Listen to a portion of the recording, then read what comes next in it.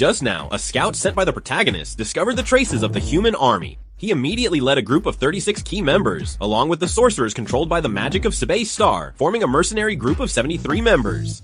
They launched a surprise attack in the morning. What the protagonist didn't expect was that the human army's base was surrounded by a defensive barrier. He quickly ordered everyone to surround the barrier. Once everyone reached their designated positions, the male lead fires the enhanced finishing shot with his silver arm. In an instant, the human army's defense barrier, it shattered like a piece of paper, while the human soldiers were still dazed. Zhejiang unleashes the power of the earth, directly cutting off the humans' escape route, trapping them like fish in a barrel. Next, led by Sibistar and Lian Meme, they each cast spells, creating a scene of ice and fire. Meanwhile, the male lead stands aside. Crazy summoning of undead skeletons and shooting continuously eliminated many soldiers, but that's not enough to defeat all the human troops. And now the humans are beginning to counterattack. Leading them is actually a female knight. The protagonist realizes the knight is the commander here. Let's start by saying hello.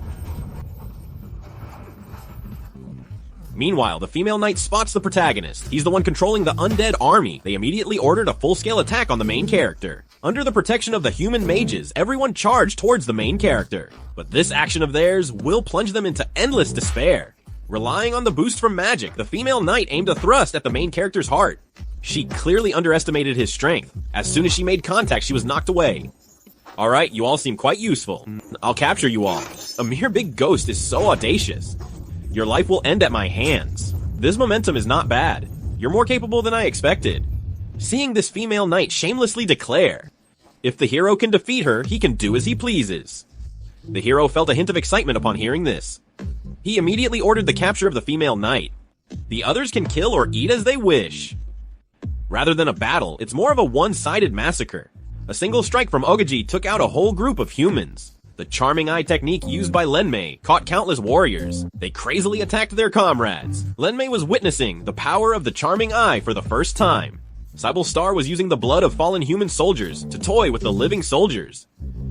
Zhejiang watched his companion work. He was also eager. Then he grabbed a shovel. What the protagonist didn't expect was that they effortlessly wiped out the human army. The only flaw was, the female knight injured the protagonist. Although this strike didn't cause much harm to him, but the knight's strength still shocked him. At that moment, a magical dragon appeared before the protagonist. This is a high-level 5th tier spell cast by a human wizard. They were clearly prepared to face death. As the protagonist faced the dragon, he quickly pulled the female knight in front of her.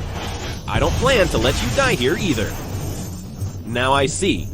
Using the shield created by the 3rd tier end of days magic, and the vacuum shield generated by atmospheric manipulation, along with the high pressure water shield created by the flowing water technique. Then shoot at high speed with a backhand. He used this to neutralize the dragon's attack. In the end, the battle ended with the protagonist's great victory. That night, the elf leader learned the news. He brought a few barrels of fine wine to celebrate with the protagonist. After several rounds of drinks, the protagonist arrived at the place where the human prisoners were held. He initially planned to hold them for a few days, but they, after enduring the effects of the drugs, had clearly given up on holding on to their true selves. Her subordinates were also scared by the way the male lead questioned. They trembled in fear. The next day, the male lead got some information from them. He quickly reported this information to the elf tribe for 10 barrels of fine wine. He informed the elf tribe. The human forces planned to use their numerical advantage. They divided into multiple groups to launch an attack. The male lead and his team planned to ambush them along the way. On the 73rd day, they set various traps. The heavy armored knights lead the troops. They are moving towards the protagonist. Among them are 400 heavy soldiers and 100 wizards. If the elf clan fights against them, they might face a tough battle. But to the protagonist, they are nothing serious. He then ordered to begin the action. Giant trees instantly blocked the troops' retreat. Stones, enchanted by the protagonist, smashed all those who tried to flee or resist. 500 soldiers suddenly reduced to 300. Then Lemmy directed a ranged attack. They pursued the soldiers who evaded capture. Those who escaped the chase were also surrounded by lurking goblins. In the end, fewer than 100 soldiers remained. But under their commander's orders, they quickly built defenses with rocks and began to organize a counterattack. The battle quickly fell into a stalemate. The male lead sends out the Ogaji directly. He orders to capture the enemy commander alive. The humans' attacks on the Ogaji are like just tickling it. It feels like just a tickle. The male lead fights the enemy soldiers 3 against 1. Though he is holding back to capture him alive, he can still clash with the Ogaji alone till now. He seems like he could be a good pawn. After a thrilling battle, the Ogaji successfully captures the human commander. This time's victory was as absolute as the last one. After informing the elf chief of the results through the communication device, they began the retreat. Well, after the great battle, it makes me so excited. I want a child from Ogalan. I really like such straightforward flirting. I quite enjoy such direct affection.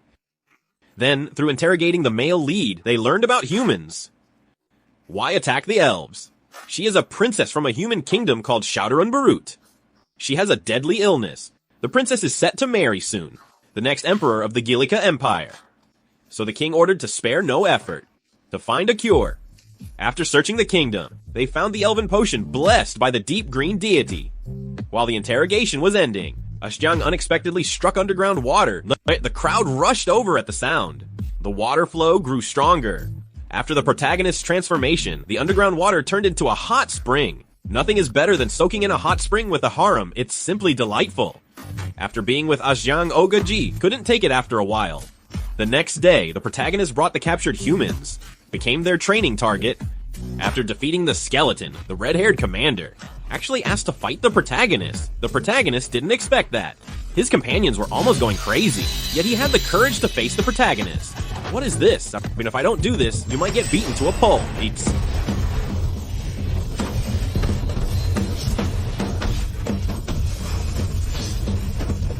Down, you can have a back and forth fight with me, a rare big demon. Immediately, Ogarji said he would fight alongside Hong Mao. After treatment, Hong Mao directly joined the battle. It seems Ogarji's fighting spirit has also been stirred. Seeing such formidable humans, the harem said it would be a waste to keep him prisoner. After some inquiry, it was learned that, compared to those nobles, he said he could connect better with the protagonist and his group. And seeing the humans here, they could coexist peacefully with the protagonists. He made up his mind to leave the empire. Fight under the male lead? His sincere gaze was hard for the male lead to refuse. He could only agree to include him. From today, he will be your instructor. Only humans can master these combat skills. You need to teach her the techniques well. The 77th day, the male lead went to the elves to deliver some unwanted prisoners, and asked the elf chief, what is the secret potion that humans desire? The elf chief mentioned that object. It was given to the main character before. At that time, the main character only knew it was a medicine that could cure most diseases. But unexpectedly, that was the secret potion humans wanted. Rapid regeneration. The blood tide of the potion. The blood tide of the potion, what is it? Then, he cut his finger. A drop of blood was dropped into the human's mouth. The injured human healed instantly the next moment. Even his back pain was cured. The male lead couldn't believe such horror could come from a drop of blood. What if he drank a lot of blood? The consequences are unimaginable. The male lead faintly felt that his power had reached a terrifying level.